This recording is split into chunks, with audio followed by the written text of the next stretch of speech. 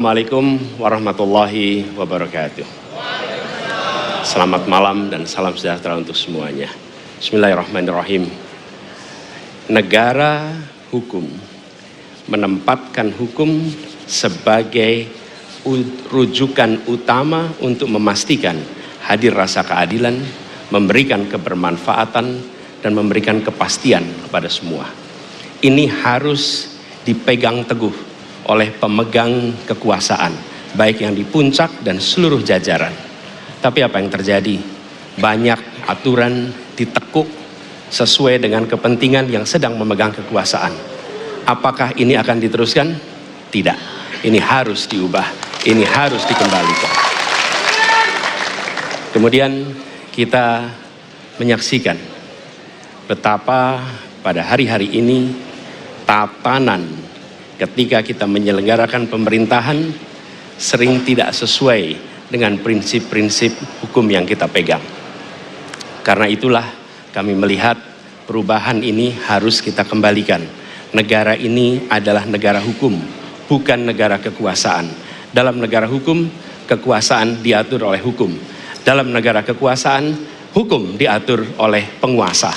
Dan kita tidak menginginkan itu terjadi.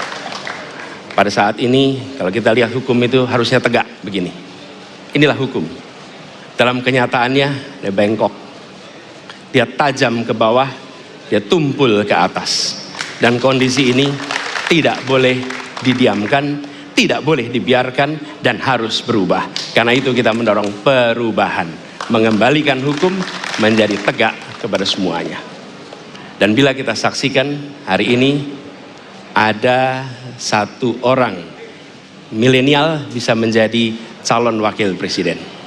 Tetapi ada ribuan milenial, generasi Z yang peduli pada anak-anak bangsa, yang peduli pada mereka yang termarginalkan. Ketika mereka mengungkapkan pendapat, ketika mereka mengkritik pemerintah, justru mereka sering dihadapi dengan kekerasan, dihadapi dengan benturan, dan bahkan gas air mata.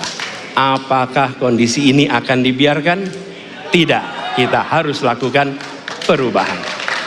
Oleh karena itu, kami memperhatikan ini sebagai hal-hal yang mendasar. Yang tak kalah penting, ini kedua nih, yang tak kalah penting. Kita menyaksikan pada saat ini, ada peristiwa seperti peristiwa Ibu Mega. Ibu Mega Suryani Dewi, seorang ibu rumah tangga yang mengalami kekerasan rumah tangga, lapor pada negara, tidak diperhatikan, dan dia meninggal korban kekerasan. Apakah akan dibiarkan? Tidak, ini harus diubah. Dan tidak kalah penting, hadir bersama saya di sini ayahnya Harun Ar-Rasyid. Harun Ar-Rasyid adalah anak yang meninggal, pendukung Pak Prabowo di Pilpres 2019 yang menuntut keadilan pada saat itu.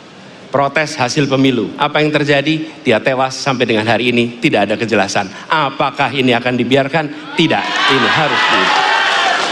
Karena itu, kami mendedikasikan diri.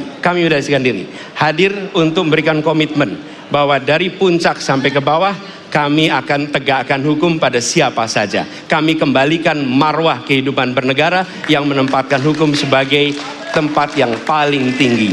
Dan ketentuan itu berlaku kepada semua, termasuk ketika menyangkut urusan ASN, menyangkut urusan TNI dan Polri. Terima kasih. Assalamualaikum warahmatullahi wabarakatuh.